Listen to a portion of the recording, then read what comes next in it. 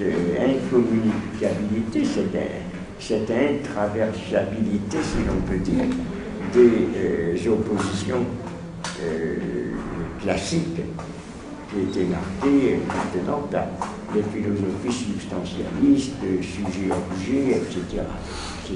C'était s'installer d'emblée dans le passage. C'était s'installer d'emblée dans le transductif. Or là, le hors-sujet, c'est s'installer aussi dans le transductif, c'est s'installer dans le passage. Dans tous les sens, mettons le passage, là aussi, même dans le sens là, quand on avait fait avec Paseron, passage pasolinien, c'était au fond, c'était de marquer aussi ces milieux de subjectivité que l'on trouve, de subjectivation que l'on trouve dans les œuvres de Pasolini. Le film, par exemple, c'est une subjectivité du dehors qui devient subjectivité du dedans, non pas par des phénomènes exactement d'identification des personnages aux personnages du film, bien que ces phénomènes d'identification y appartiennent et ne sont pas du tout de peu d'importance pour la subjectivation individuelle, chez les jeunes ou chez les non-jeunes, à travers les spectacles, à travers les lectures, etc.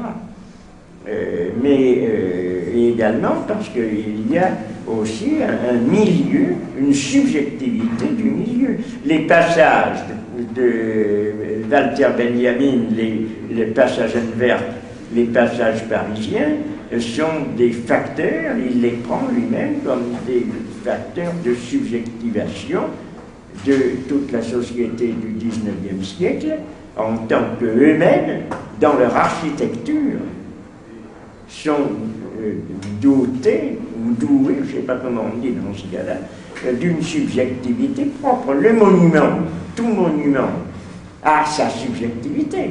Le temple, l'église, ce sont des subjectivités hors sujet, qui sont extérieures et qui sont réalisées, en quelque sorte, concrétisées dans l'espace, qui ne sont pas du tout en dedans, qui sont des subjectivités du dehors.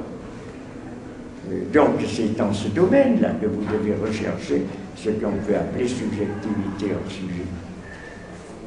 Je signale à ce sujet, si je peux dire, je signale à cette occasion, puisque je viens de parler d'esthétique pour terminer là-dessus, un très beau livre de Rancière, énorme, qui me rend jaloux et qui m'a rendu furieux contre moi-même, parce qu'il a fait un énorme livre original sur l'esthétique, appelé Esthétisme, et qui est formé par 14 études sur des figures de ce qu'il appelle les régimes esthétiques depuis Lessing, c'est-à-dire le XVIIIe siècle. Ce matin, il y a une émission à France Culture sur ce livre. Ce matin. Je ne sais pas si c'est... Non, pas Lessing. Depuis c'était pas Lessing, c'était le contemporain de Goethe,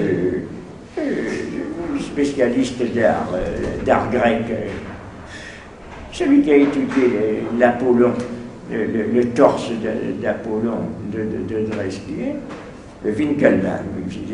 Donc c'est ça, depuis Winkelmann jusqu'à l'époque contemporaine, et avec des choix, ça commence d'une façon très très brillante, par un très beau choix pris dans l'esthétique de Hegel, texte là aussi que je regrette de n'avoir pas cité moi-même, parce que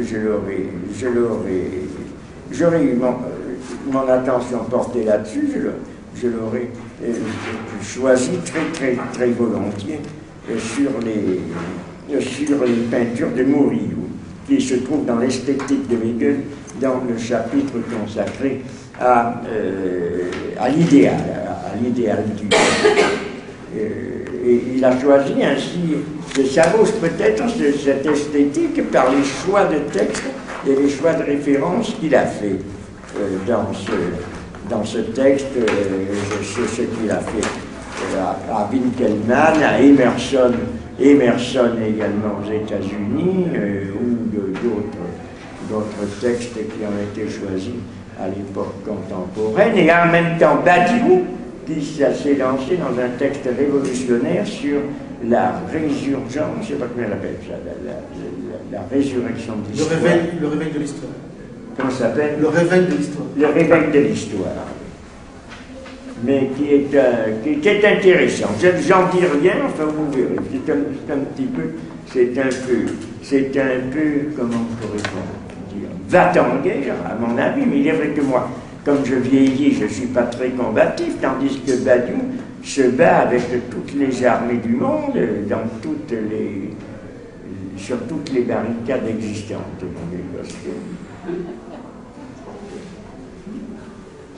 C'est une apologie de l'émeute, c'est ça. Badiou émeute. Mais c'est que tu l'as lu, toi? Non. Mais donc je recommande ces livres, si vous pouvez soit vous les procurer, soit les regarder. Je ne les ai pas portés parce que ça pèse trop lourd. Sinon je les aurais portés, je les aurais montrés. Mais ce livre qui t'a mentionné,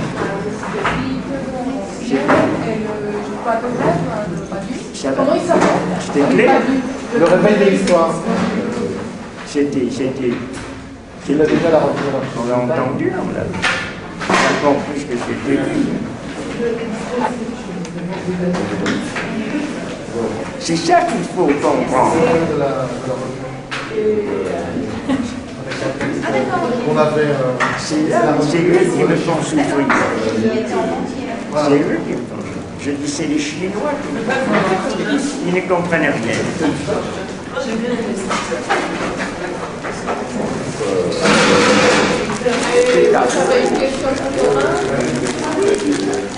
Quel péché. Moi j'avais une question pour Romain. J'ai pas pu parler pour Romain. J'ai vu celui-là.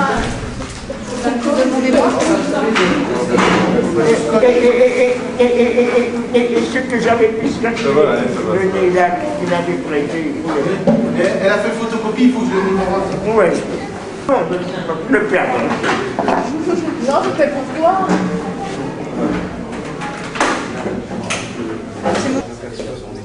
J'ai reçu une place, je voulais essayer avec le 5 minutes des cartes postales. J'ai un délégué.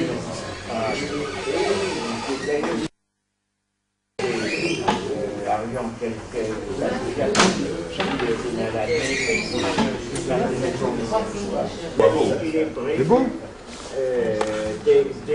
Ils sont bons.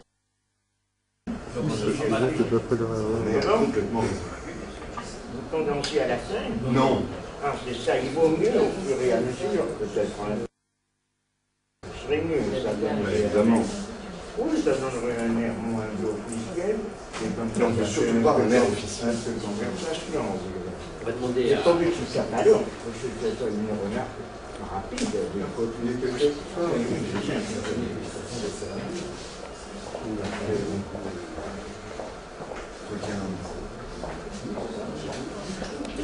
L'écologie de la folle. Voilà, ça marche. Musée virtuel.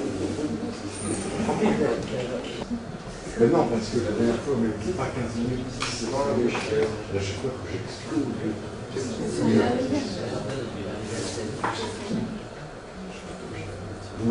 T'es plein. Ah, mais oui.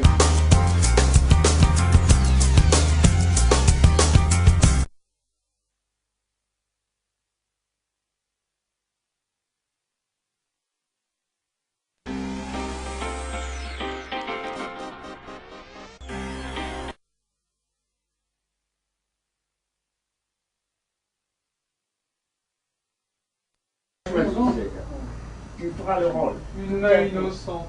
Ah, voilà. Là c'est pas mal. C'est dans la Médina de Tunis. dans une perspective de la Médina. Celle du milieu n'est pas mal comme femme. On dirait une sorte de circonflexe. Avec ces pierres, on voit que c'est des pierres, ce sont des pierres. Ces pierres tombales, elles sont des femmes, on les voit avec leur voile. Qui ressemblent à des pierres tombales. Qui ressemblent elles-mêmes à des pierres tombales. Femmes, il y a passant le long des remparts Kérouan. Ah ben ça c'est pas mal, parce que là c'est un mur en...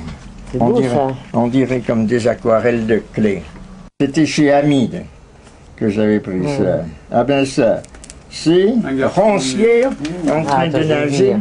Ronskier en train de nager dans la piscine de l'hôtel de Kérouan, oui. Et ça c'est l'orangerie d'Hamid. Le gros Hamid qui est en train de montrer la chaîne de Corbous, oui. Citerne du bassin des Aglabites.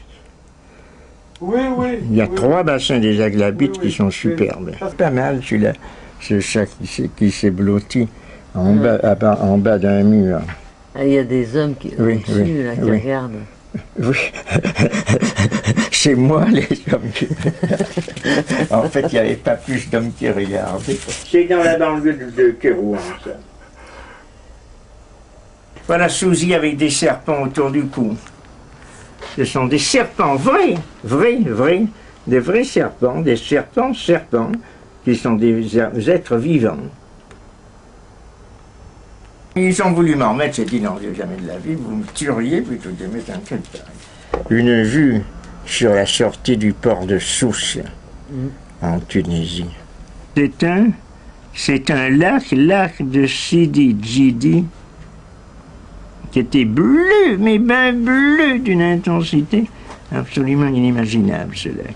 L'ensemble de toute la baie, cette fois-ci de toute la baie de Tunis, Carthage, qui était dans le fond. Alger le matin. Rio 2004. Voilà. Ah ben voilà. C'est quand j'étais avec toi, 2004. Hein. Ah ben c'était là où j'étais. Ben, on se voit, mais il faudrait une qui soit plus jolie. Là c'est une favela. C'est la favela de l'université centrale, de l'université d'État, que l'on voit dans le fond. Cette favela qui s'appelle favela de Maracana ou quelque chose comme ça. Ils font des trucs maintenant comme ça. C'est la nouvelle cathédrale. C'est moche, c'est absolument... À Rio? À Rio, oui. La cathédrale de verre, oui. Et ça, c'est la statue de la princesse Isabelle, racheteuse des esclaves, en juillet 1813.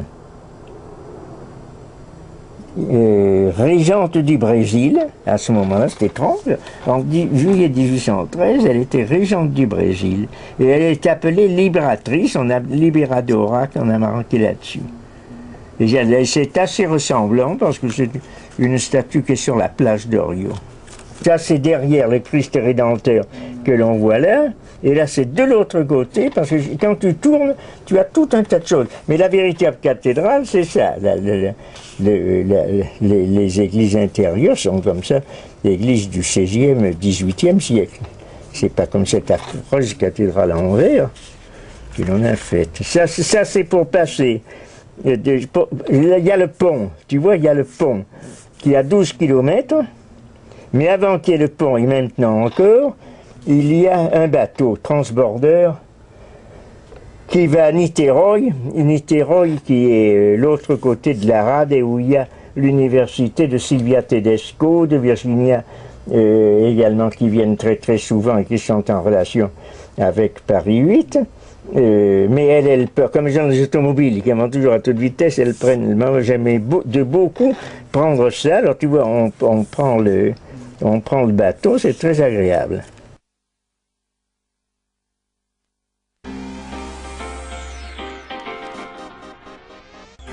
C'était s'installer d'emblée dans le passage. C'était s'installer d'emblée dans le transductif. Or là, le hors-sujet, c'est s'installer aussi dans le transductif, c'est s'installer dans le passage. Bien que ces phénomènes d'identification y appartiennent et ne sont pas du tout de peu d'importance pour la subjectivation individuelle, chez les jeunes ou chez les non-jeunes, à travers les spectacles, à travers les lectures, etc. Mais cette incommunicabilité, cette intraversabilité, si l'on peut dire, des oppositions classiques qui étaient marquées maintenant par les philosophies substantialistes, sujet-objet, etc. Dans tous les sens, mais dans le passage, là aussi, même dans le sens là, quand on avait fait avec Pageron, passage pasolinien, c'était au fond, c'était de marquer aussi ces milieux de subjectivité que l'on trouve, de subjectivation que l'on trouve dans les œuvres de Pasolini. Le film, par exemple, c'est une subjectivité du dehors qui devient subjectivité du dedans, non pas par des phénomènes exactement d'identification des personnages aux personnages du film,